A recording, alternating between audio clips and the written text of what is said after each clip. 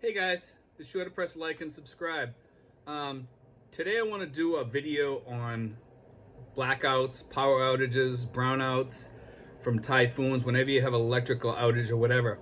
There's a lot of ways you can save yourself a lot of agony going through these when you live in the Philippines, okay? And I've been here long enough that I know about these, and I studied like different ways to try to, still be able to have communications outside of the house, with a power outage, okay? And have other like refrigerators running, all that. I'm gonna get into all that on how you can get around this, and this will save you like money, might save your food supplies for a while, okay? Because most power outages here, half an hour, 3 hours, 4 hours.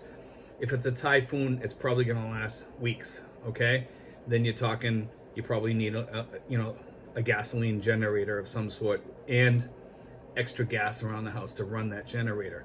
But what I'm going to get into here is a little bit about uninterrupted power supplies, okay? And these are the things that people hook up to the computer, so when you get a power blip or something, your computer doesn't go down. And those are good for about a half an hour. You can get a really expensive, the cheaper ones are about 30 to 40 bucks, and the expensive ones go all the way up to like 100 or more, okay?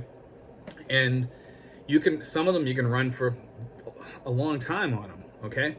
But when you use those, because it saves your computer, if you keep having brownouts, after a while your computer gets wrecked, okay? If your computer keeps shutting down, after a while your computer gets wrecked, okay? It damages your computer little by little. What this does is it stops that damage. Also, it's going to help you in this way. If you have a power outage and you need to communicate with somebody, let's say on the other side of the world, whatever, and you need your computer up. Sometimes during a power outage, you still have your Wi-Fi. So you can power up your Wi-Fi, because there's 2 plugs on the back of these. Power up your Wi-Fi, power up your computer, and you can still talk. And then the other thing is, if you have Magic Jack, or you have, some sort of phone service through your computer, you can still call people, okay? And Magic Jack is really, really good to have in the Philippines. But, I'm not trying to sell you on Magic Jack. But anyway, that's one of the things you can do. You can use Messenger. Also, your phone. Your phone, when you go in there, most phone services, such as like Smart or Globe or whatever, they have the phone service so that it'll go through Wi-Fi if you want it to, when you're out of if you're away from a cell tower, and if you have internet, Wi-Fi internet, then you can still have phone service, still make a phone call using that Wi-Fi, okay?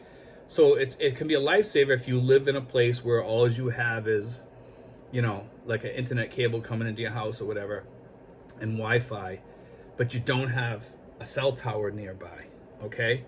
So sometimes that can be like a little bit of a savior in that respect too.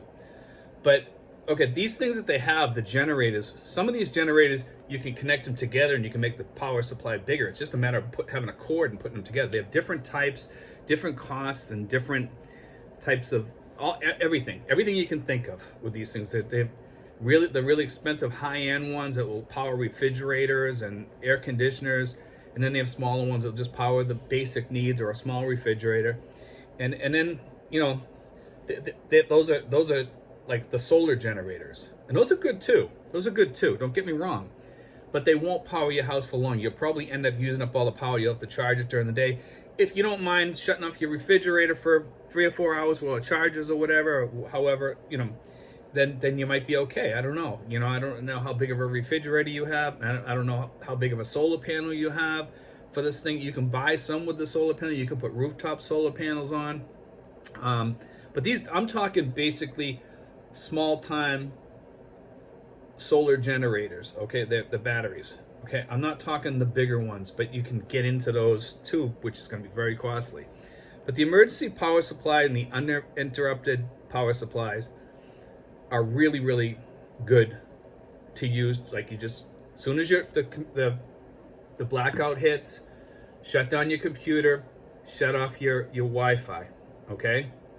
Use it only as you need it, and flick the switch on on your little uninterrupted power supply, okay? And then you're all set. Or your emergency power supply. You can also use that as an uninterruptible power supply also, in most cases. And you can, those are really good, because then what happens is, when the power is on, it's charging that up for you. So it's gonna be the same, the emergency power supply is gonna be the same thing as the uninterruptible power supply, okay? Or also the generators, the solar generators, those you can charge up by plugging them in also. It's the same thing as an emergency power supply. They have different names, that they're basically all the same thing, okay? Now, the other thing, we'll get into refrigerators. Refrigerators, you should always have a giant Coke bottle filled with ice, okay? Pour water in it, freeze it. Do 2 or 3 if you can, you know, or more. We always have ice in our freezer anyway, because we sell ice here, okay? Just to make a few extra bucks, we sell ice here. But this way here, when the power goes down, you move that down to your refrigerator. Your refrigerator's still good. Your frozen goods, you'll leave one of those up there for your frozen goods, you know? But having one of those generators will keep you powered up for a while. See, because your freezer is going to be pretty good, probably for about 3 hours, 4 hours, maybe tops. If you don't open it up, you know, it'll stay pretty decent. But if you have a good generator and you stick it on there and you let it take it back down to, you know, below freezing again, and just cycle it every once in a while, you can probably last a little bit longer that way. That's another way of doing it. If you're gonna be running a refrigerator, I highly recommend you get a gas generator. It's just the way to go, you know. And make sure you have a couple gas cans of gas around, and you run that engine a little bit every once in a while. And if they break down, those generators are pretty easy to fix. You can go on YouTube, you know. You can go on YouTube, and I always tell people this. You go on YouTube, you can find out how to fix them. You just look up the brand name, they'll tell you how to fix the thing. You know, how to do an oil change on it, stuff like that. YouTube has everything on there, you know.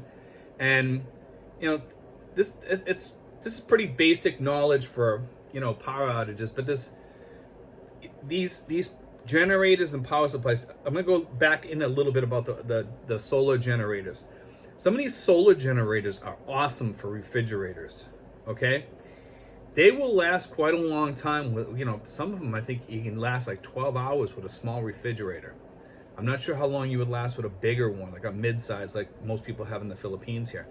But anyway, these things are awesome. I've seen some that go like for $1,300, and I've seen them on Lazada, like, you know, that some of them are cheap. But you want to get, if you're gonna get something off Lazada, at least get something halfway decent. But they have the really high-end ones. You've probably seen them on YouTube before. You've probably seen them advertised out there. Some of these you know, solar power generators and stuff. $1,300 is not a bad deal if you live like out in the provinces and you're getting power outages all the time. It's not, you know. You're probably better off having a regular generator and then have a solar generator as a backup in case your other generator goes down, or you can charge it while you're running the generator. At least at night you can shut it down for a while and you don't have to listen to it, you know. And or you could have like a whole power bank, you know. There's some people you could do power banks. There's all different ways around this stuff, you know. There's so many, there's more than one way to skin a cat, as they say. But anyway, guys, I just want to put that out there, you know, because it's something that we always have to live with in the Philippines. Some places are worse than others. Some places are very lucky and their power never goes down. Our power doesn't go down that much, so I really don't worry about it that much. I do have the uninterruptible power supplies, okay? I have 2 of them, because I have one for my computer here, and I have the other one out in the other room for the Wi-Fi, because the Wi-Fi is not in the same room as the computer. That's the only reason I have 2. But it's actually kind of a blessing, because I don't have to use, you know, it saves energy. It'll last longer because I have 2 of them, okay? I don't think these things can go in series. I'm not sure if they can or they can't, and I wouldn't count on them for using in series anyhow, because you'd probably blow the fuse on them or whatever. But anyway, guys, You know, be sure to like and subscribe, and God bless, guys. I got some more videos coming out soon on, let me see, what do we got here? When things go wrong in the Philippines, the keys to success as an expat, and I got a bunch of other stuff here. Is the China issue getting bigger? And an all-you-can-eat steak place, which is over in Dasma, that I want to do a video over there too. But anyway, guys, we'll talk to you guys later, and we'll see you soon.